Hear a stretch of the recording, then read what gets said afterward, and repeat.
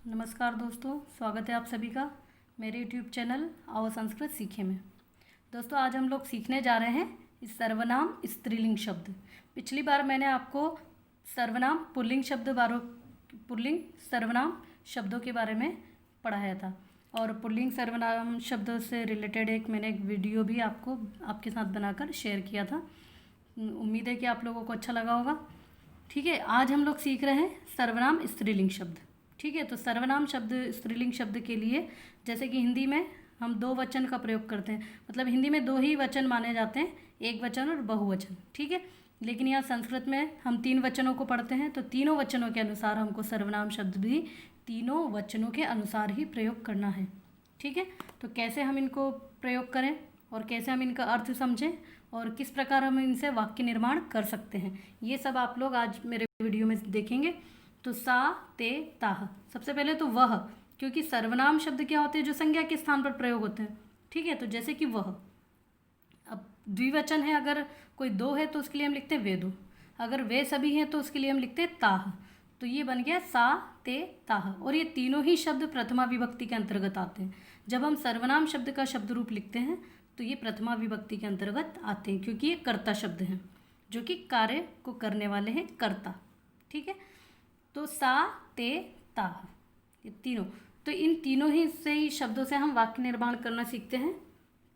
ठीक है, तो सबसे पहले हमने सा एक वचन का वाक्य बनाया, क्योंकि सा शब्द किस में है, एक वचन के अंतर्गत आता है। तो सा बालिका पुस्तकम पठति, वह लड़की पुस्तक पढ़ती है या वह लड़की किताब पढ़ती है।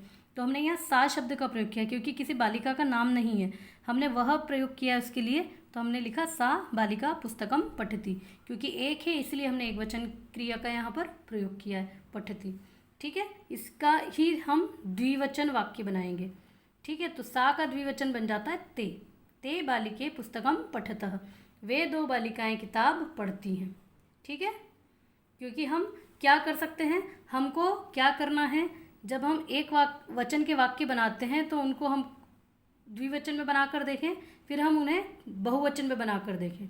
इस प्रकार वाक्य बनाने से क्या होगा कि हम जल्दी ही वाक्य निर्माण करना अच्छे से सीख जाएंगे, और आपको वचनों का भी उचित ज्ञान रहेगा, क्रिया शब्दों का उचित ज्ञान रहेगा, और कर्ता का भी आपको उचित ज्ञान रहेगा कि एक वचन और द्विवचन और बहुवचन में किस प्रकार से वाक्यों का हम निर्माण करें।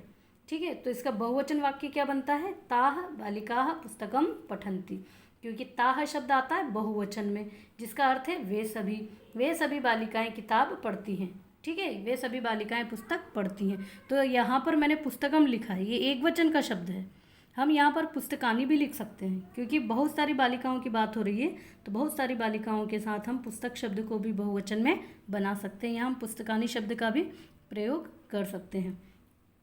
तो वाक्य क्या बना हमारा, ताह बालिका पुस्तकम पठन्ति, वे सभी बालिकाएं किताब पढ़ती हैं। ठीक है, अब ये तो हो गया वह के लिए, हमने देखा सा ते ता, वह के लिए। अब हम देखेंगे यह के लिए, तो हम ऐशा, ऐशा का अर्थ होता है यह, फिर इसका द्विवचन बनाते हैं तो एते, जिसका अर्थ होता है ये सभी, ये दो, और एताह का अर्थ होता है ये सभी। ठीक है, तो ऐशा यानी कि यह, एते यानी कि ये दो, एताह यानी कि ये सभी।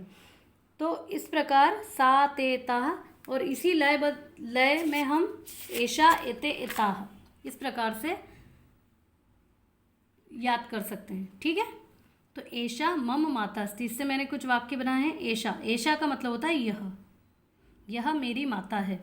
फिर इसका द्विवचन हमने बदला, तो एते छात्रे स्तः, ये दोनों छात्राएं हैं।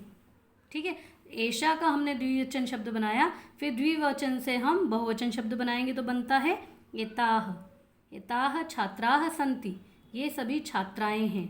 ठीक है, इस प्रकार से हम वाक्य बनाते जाएंगे, क्योंकि क्या होता है ना कि कई सारे जो बच्चे होते हैं जो छोटी क्लास में पढ़ते हैं, जैसे क्लास 5, 6 में पढ़ते हैं, उन बच्चों को सर्वनाम शब्दों का सही से प्रयोग नहीं आता है। वो कहाँ पर सा प्रयोग करना है, कहाँ द्विवचन में बहुवचन जोड़ देते हैं, कई बार बहुवचन में द्विवचन जोड़ देते हैं, जिसके कारण उनके वाक्य गलत हो जाते हैं।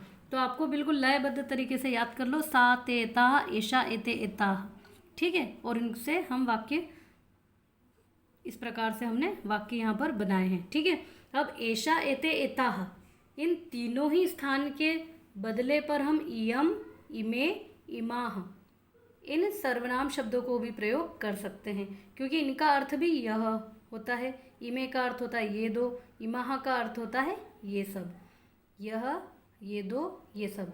यम, इमे, इमाह, यम, इमे, इमाह। ठीक है, तो एषा, एते, एताह, इसके स्थान पर हम इमे, यम, इमे, इमाह इन शब्दों का भी यहाँ पर हम प्रयोग करके बना सकते हैं। जैसे कि यम मम माता अस्ति, यह मेरी माता है। एते के स्थान पर हम इमे शब्द प्रयोग करेंगे, इमे छात्रस्तः, ये दो छात्राएं हैं। इमाह छात्राः सन्ति, ये सभी छात्राएं हैं। इस प्रकार से प्रयोग करके देख सकते हैं। यहाँ पर मैंने यम, इमे का प्रयोग करके कुछ वाक्य लिखे हैं। यम लता अस्ति, यह एक लता है। इमे बालिके क्रीडतः, ये दोनों बालिकाएं खेलती हैं। इमाह बालिकाः विद्यालयं गच्छन्ति, ये सभी बालिकाएं विद्यालय जाती हैं।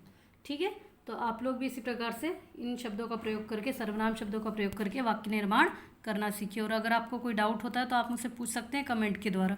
और अगर आपको मेरा वीडियो पसंद आए तो प्लीज़ आप इसे लाइक करें, शेयर करें और सब्सक्राइब करें, और इसी प्रकार संस्कृत सीखते रहें। धन्यवाद।